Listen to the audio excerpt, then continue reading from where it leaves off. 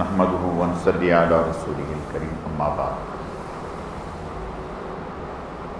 اعوذ باللہ من الشیطان الرجیم بسم اللہ الرحمن الرحیم واللہ یختص برحمتہ من یشاء واللہ ذو الفضل العظیم صدق اللہ مولانا العظیم۔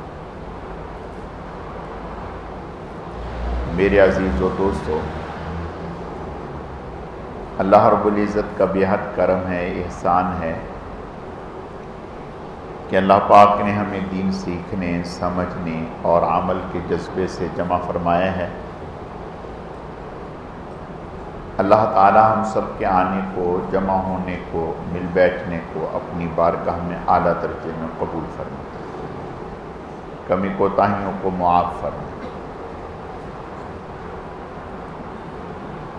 آپ صلی اللہ علیہ وسلم سے آپ کی حیات مبارکہ میں مختلف مواقعوں پر آپ سے پوچھا گیا کہ یا رسول اللہ صلی اللہ علیہ وسلم،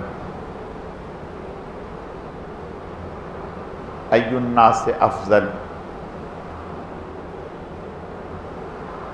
لوگوں میں سب سے بہترین انسان کون سا ہے؟ یہ سوال ہوا کہ یا رسول اللہ صلی اللہ علیہ وسلم، لوگوں میں سب سے بہترین انسان کون سا ہے؟ اب دیکھیں صحابہ کرام رضوان اللہ علیہم اجمعین نے کتنا گہرا سوال کیا، کتنا گہرا سوال کیا کہ یا رسول اللہ، ای الناس افضل، لوگوں میں بہترین انسان کون سا ہے؟ اس کا کما حقہ جواب نبی ہی دے سکتا ہے، غیر نبی نہیں دے سکتا، غیر نبی نہیں دے سکتا۔ غیر نبی کیوں نہیں دے سکتا؟ نبی کیوں دے سکتا ہے؟ جو غیر نبی ہوتا ہے اس کے اندر کوئی ایک آدھ وصف ہوتا ہے جس وصف کا اس پر غلبہ ہوتا ہے، جس وصف کا اس پر غلبہ ہوتا ہے۔ مثلا بعض لوگ ہیں ان پر تلاوت کا غلبہ ہے، وہ ہر وقت جب موقع ملے گا تلاوت کرتے رہیں گے۔ بعض لوگ ہیں ان پر حج عمرے کا غلبہ ہے، جہاں موقع ملا حج عمرے کے لیے نکل گیا۔ مولانا یوسف بن نوری رحمۃ اللہ علیہ حج عمرے کے لیے بہت جاتے تھے، بار بار جاتے تھے۔ بعض لوگ ہیں جن پر نوافل پڑھنے کا غلبہ ہے، وہ نفل ہی پڑھتے رہتے ہیں۔ بعض لوگ ہیں جن پر جہاد کا غلبہ ہے، وہ جب موقع ملے گا، جہاں موقع ملے گا وہ جہاد کے لیے نکلے گا، اس کو جہاد کے علاوہ کسی اور جگہ چین نہیں آئے گا۔ بعض لوگ ہیں انہیں صدقہ اور خیرات کرنے کا چسکا ہے، وہ صدقہ اور خیرات کرتے رہیں گے۔ تو ہوتا کیا ہے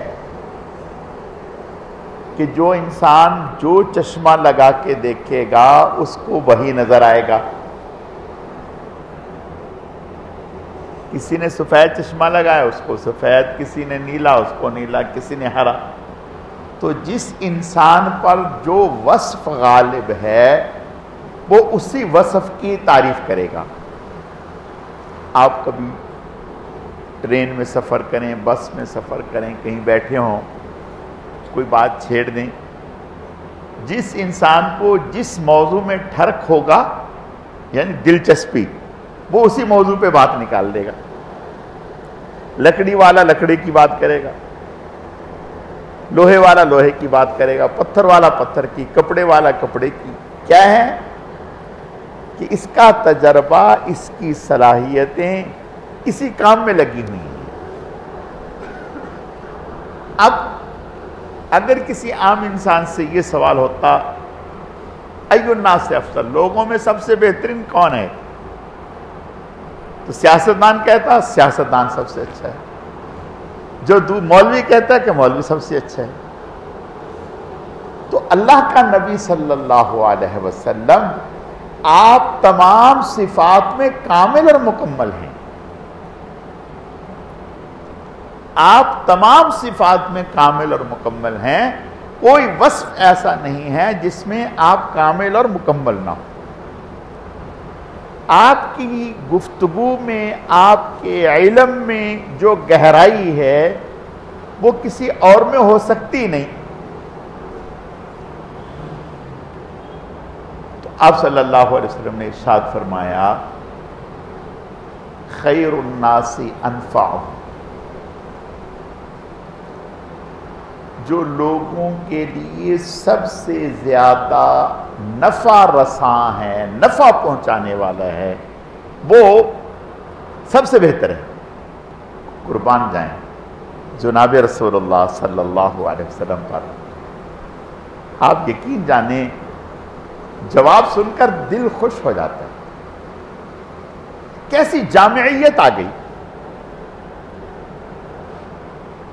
کوئی نفع پہنچا رہا ہے علم کے اعتبار سے، کوئی نفع پہنچا رہا ہے مال کے اعتبار سے، کوئی نفع پہنچا رہے کسی اور اعتبار سے، کوئی نفع پہنچا رہے کسی خیر خواہی کے اعتبار سے، کوئی نفع پہنچا رہے کسی کے ساتھ چل پھر کر۔ فرمایا جو سب سے زیادہ لوگوں کو نفع پہنچانے والا ہے وہ سب سے افضل ہے۔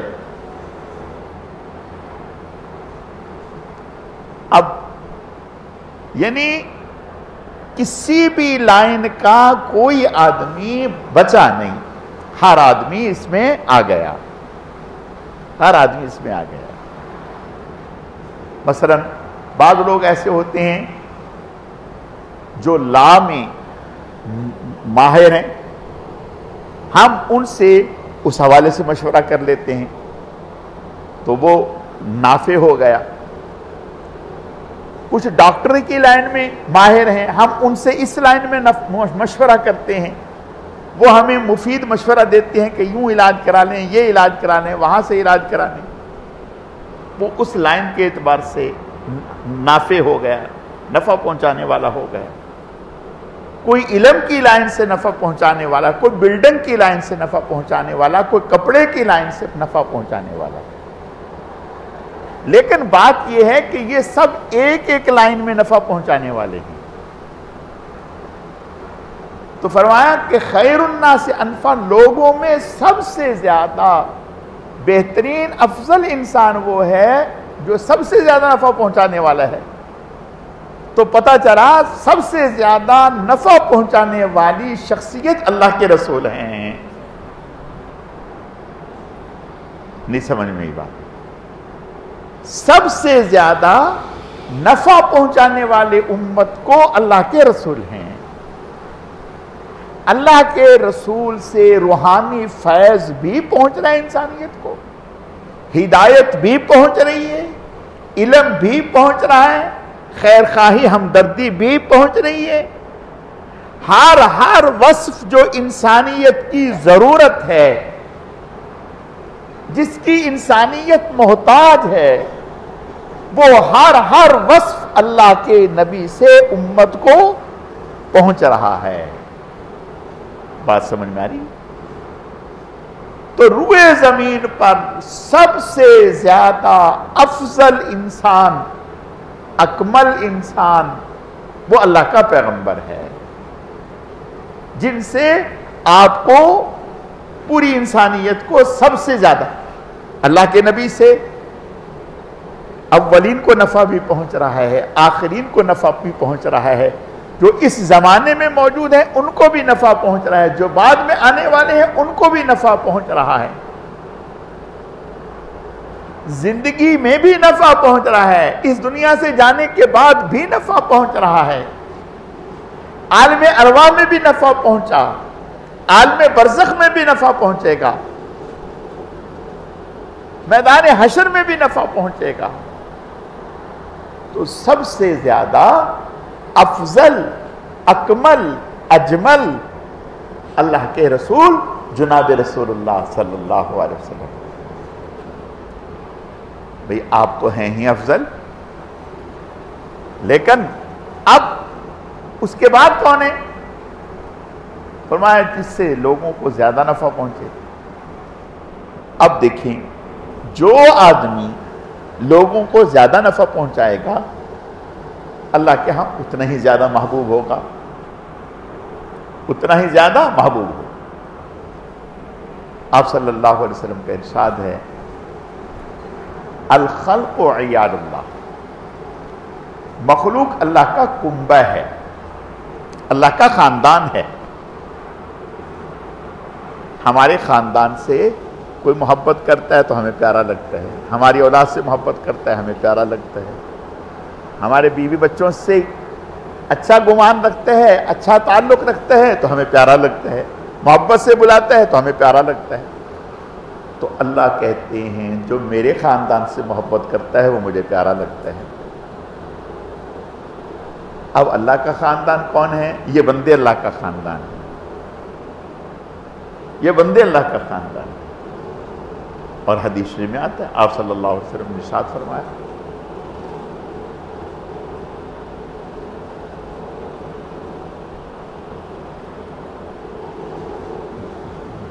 یہ بچی کس کی ہے؟ ذرا دیکھو کہیں گم نہ ہو جائے۔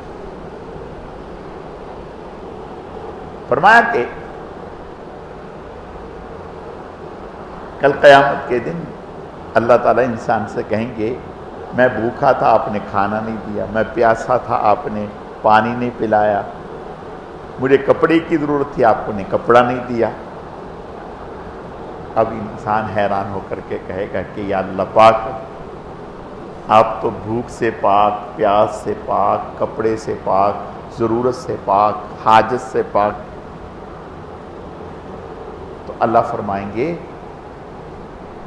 کہ میرا ضرورت مند، حاجت مند بندہ آپ کے سامنے آیا، آپ کے دروازے پر چل کر آیا، اگر اس کو پلایا ہوتا تو مجھے پلایا ہوتا، اس کو کھلایا ہوتا تو مجھے کھلایا ہوتا، اس کو پہنایا ہوتا تو مجھے پہنایا ہوتا۔ تو پتہ چلا کہ روئے زمین پر سب سے زیادہ اللہ کو پیار اپنے بندوں سے، بیت اللہ سے بھی زیادہ پیار اپنے بندوں سے ہے۔ ہم بیت اللہ سے تو پیار کرتے ہیں لیکن بندوں سے پیار نہیں کرتے۔ بیت اللہ کو چمٹتے ہیں، گلے لگاتے ہیں، اس کو دیکھنے جاتے ہیں اور کہتے ہیں اس کے پاس دعائیں قبول ہوں گی۔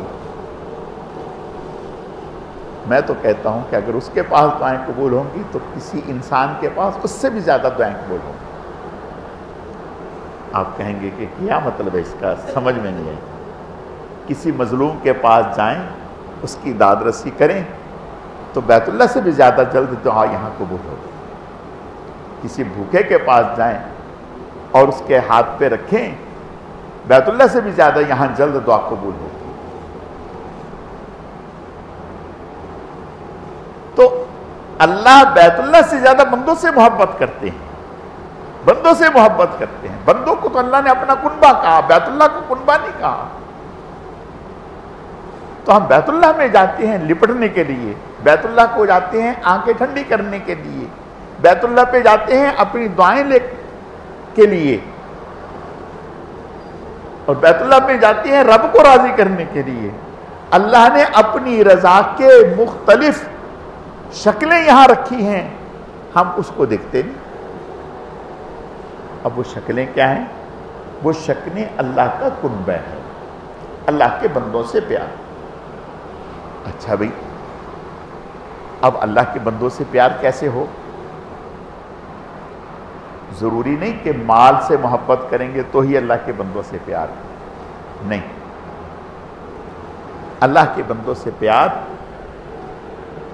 ان کا غم دور کرنا، ان کو حوصلہ دینا، ان کو تسلی دینا۔ آپ صلی اللہ علیہ وسلم نے ارشاد فرمایا، کسی غمزدہ کو جو صدمے سے دوچار ہے اس کو تسلی دینا بھی فرمایا صدقہ ہے، ثواب ہے۔ کسی پریشان کو خوش کر دینا بھی ثواب ہے۔ فرمایا کہ کسی کی سواری میں بٹھانے میں مدد کر دینا، ضعیف ہے خود بیٹھ نہیں سکتا، مدد کر دی، ثواب ہے۔ اترنے میں، سامان اٹھانے میں، تو اللہ پاک نے کتنے ذرائع رکھے۔ اب انسان جو ہے وہ ہر وقت اس تلاش میں رہتا ہے کہ میں کوئی بڑی سے بڑی نیکی کروں، بڑی سے بڑی نیکی کروں۔ اب بڑی سے بڑی نیکی کیا ہے؟ ہم سمجھتے ہیں کہ بڑی سے بڑی نیکی جو ہے وہ بھئی حج ہے، بڑی سے بڑی نیکی ہے کسی غریب بچی کی شادی کر دی، بڑی سے بڑی نیکی کیا ہے؟ بھئی نماز پڑھ لی۔ کوئی شک نہیں، یہ بڑی نیکی ہیں، لیکن اللہ کے بندوں کے کام آنا یہ بہت بڑی نیکی، بہت بڑی نیکی۔ اور کام آنا کسی بھی ضرورت کے وقت کوئی کام آ گئے۔ مثلا ایک آدمی پیاسا ہے، اس کے پاس پانی نہیں ہے، اس کو پانی دے دینا، یہ اس کے کام آ گئے۔ تو میرے عزیزو، اس وقت ہمارا ملک جو ہے وہ ایک عظیم سانحے سے دوچار ہے، اور وہ عظیم سانحہ کیا ہے؟ سیلاب۔ اس سے لاکھوں لوگ متاثر ہیں، لاکھوں لوگ۔ 80 سے پہلے 78-76 میں ایسا سیلاب آیا تھا، اس کے بعد اب آیا ہے کہ جس میں لاکھوں انسان یعنی بے گھر ہو گئے۔ تو اس کے اثرات کچھ وقت کے بعد پتہ چلیں گے کہ کتنے گہرے ہیں۔ یعنی اگر آپ فصلیں دیکھیں، پنجاب میں فصلیں دیکھیں تو ہزاروں ایکڑ فصلیں تباہ ہو گئی۔ اب جب فصلیں تباہ ہوئیں تو جو تاجر پیشہ ہے ان کی تجارت ختم ہو گئی، کسان پس گیا۔ کسانوں نے لوگوں سے قرض لے کر کے کاشت کی تھی کہ جب ہماری فصلیں تیار ہوں گی ہم ان کو فروخت کریں گے تو ہم آپ کے پیسے لوٹائیں گے۔ اب ان کی فصلیں تباہ ہو گئی، مویشی جانور تباہ ہو گئے۔ اب ایسے میں حکومت کچھ نہیں کر سکتی، کیا کرے گی؟ حکومت تو سیلاب آنے کے بعد جو روڈ تباہ ہو گئے، روڈ ان میں گہرے گڑھے پڑ گئے، پھٹ گئے، اسی کو پورا کر دے تو بڑی بات ہے۔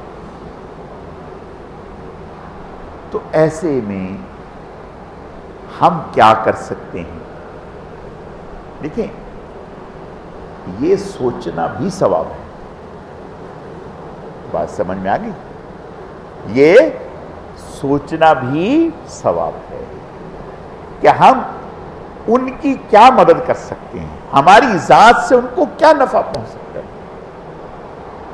سب سے پہلا کام تو یہ کہ ہم ان کے لیے دعا کریں، ان کے لیے دعا کریں اور اللہ تعالیٰ سے استغفار کریں، یا اللہ جس مصیبت میں اس وقت وہ گھرے گئے اور جس مصیبت سے وہ دو چار ہیں، انسان نہیں نکال سکتا، انسان نہیں نکال سکتا، ممالک مل کے بھی نہیں نکال سکتے۔ یا اللہ آپ ہی انہیں نکال سکتے ہیں، آپ ہی ان کی اس مصیبت کو دور کر سکتے ہیں۔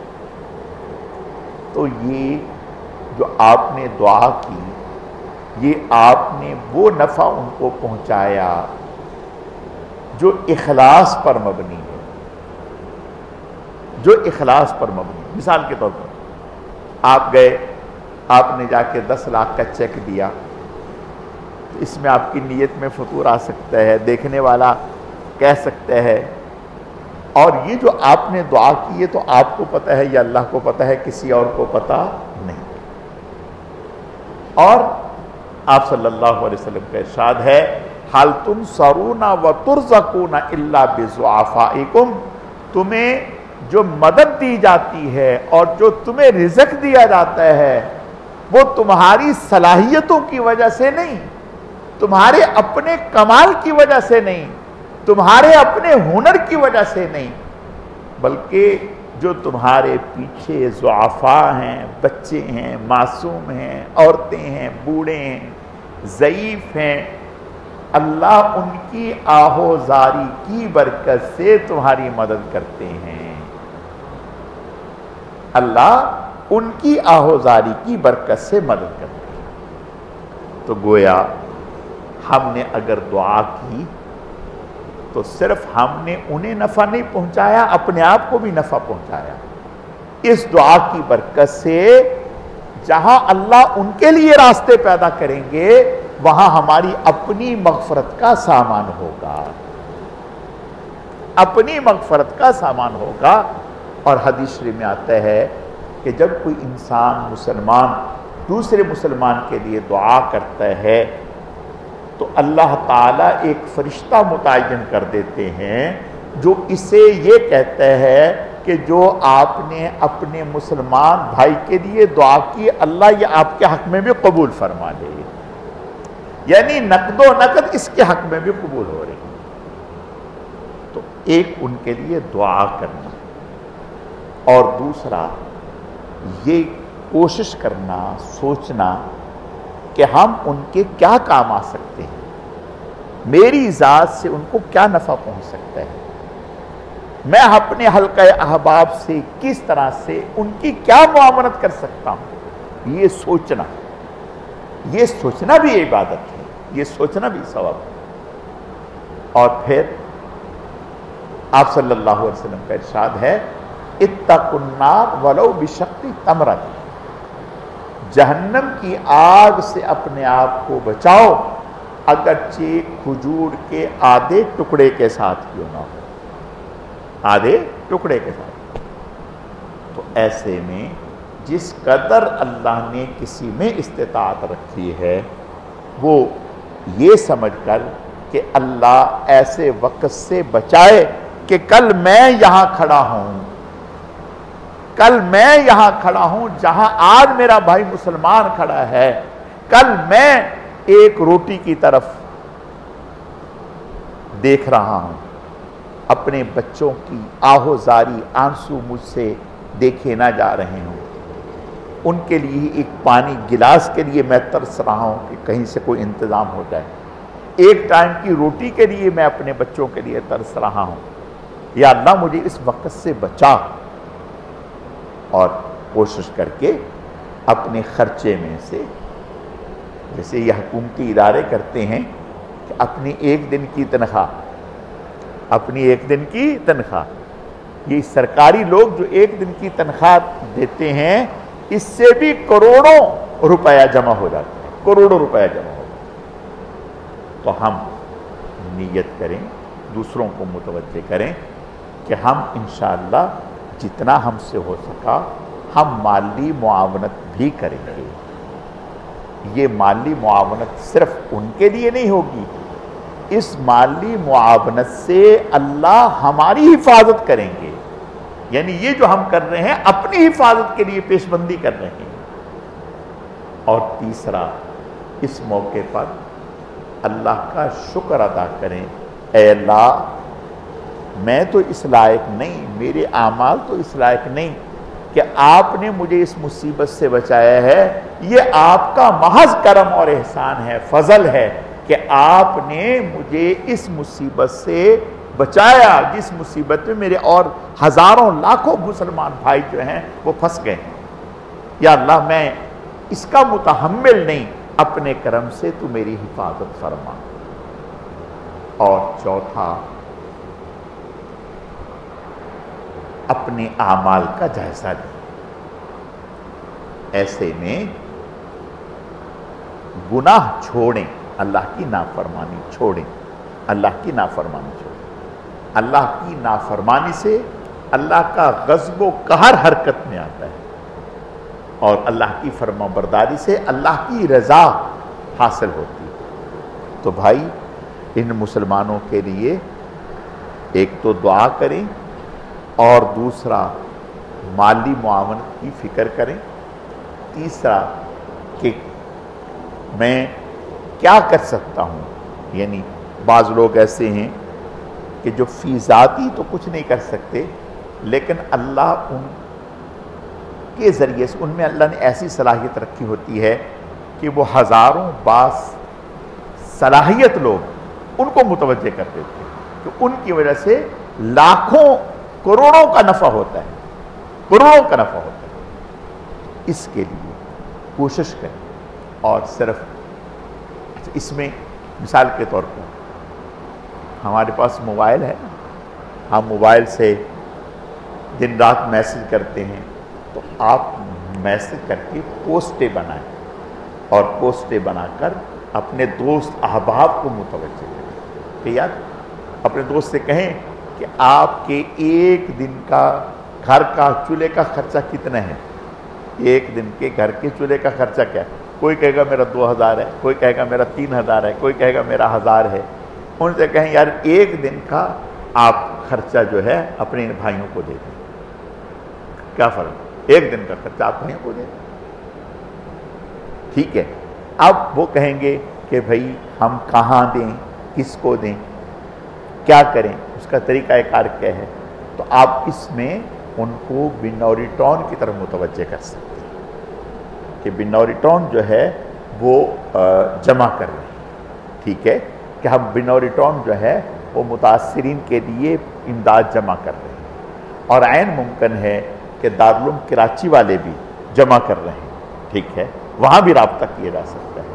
تو اس طرح جو ادارے جمع کر رہے ہیں، ٹھیک ہے، پچھلے سال گزشتہ 2 سال پہلے ہم نے بھی جمع کیا، جمع کرنے کو ابھی بھی کیا جا سکتا ہے، مشکل نہیں ہے، لیکن یہ مسئلہ ہے کہ اتنی دور جانا کرنا، اور یہ ایک اہم ذمہ داری کا کام ہے، ٹھیک ہے، تو اس وقت تو بس اللہ، ہم نے قدم اٹھایا تو اللہ نے مدد کر دی اپنی مسجد سے، الحمدللہ اللہ کے فضل و کرم سے 3 کروڑ روپے کی معاونت ہوئی اللہ کے فضل سے۔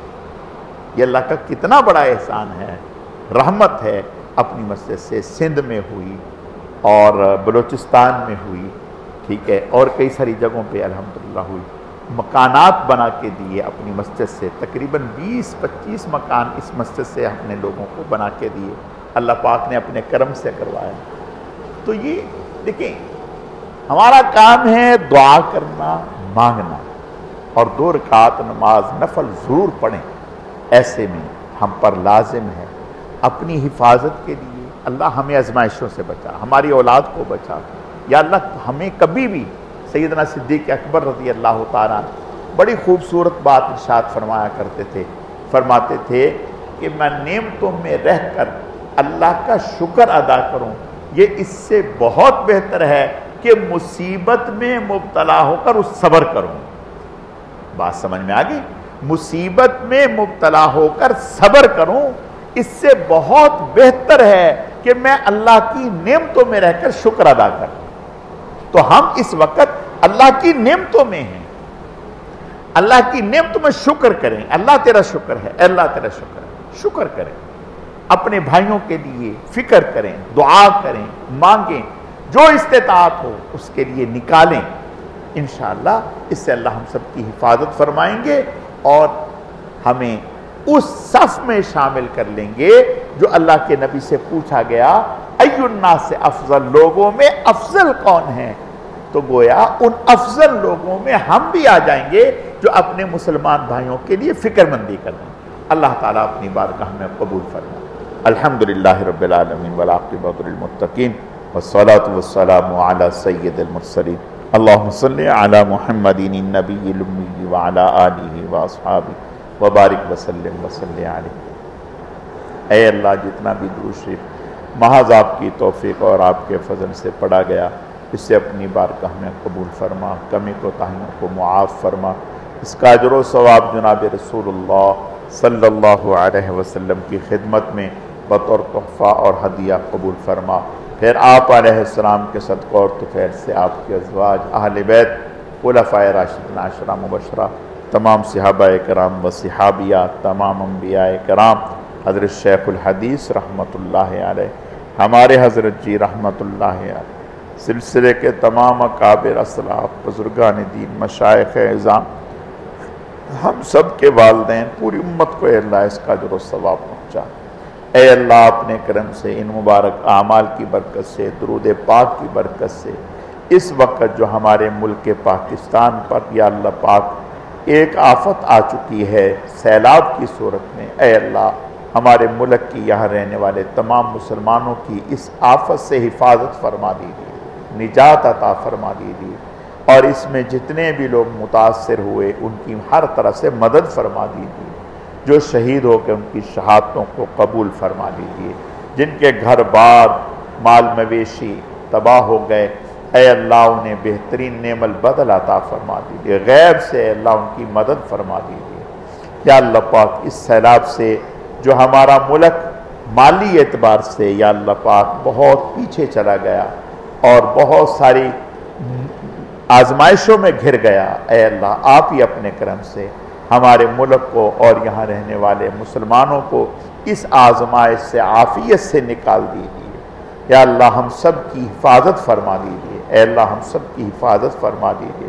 یا اللہ پاک ہمیں اپنے ان مسلمان بھائیوں کی جو آپ کے بندے ہیں، اے اللہ ہر اعتبار سے ان کی مدد کرنے کی توفیق عطا فرما دیجیے، ان کی داد رسی کی توفیق عطا فرما دیجیے۔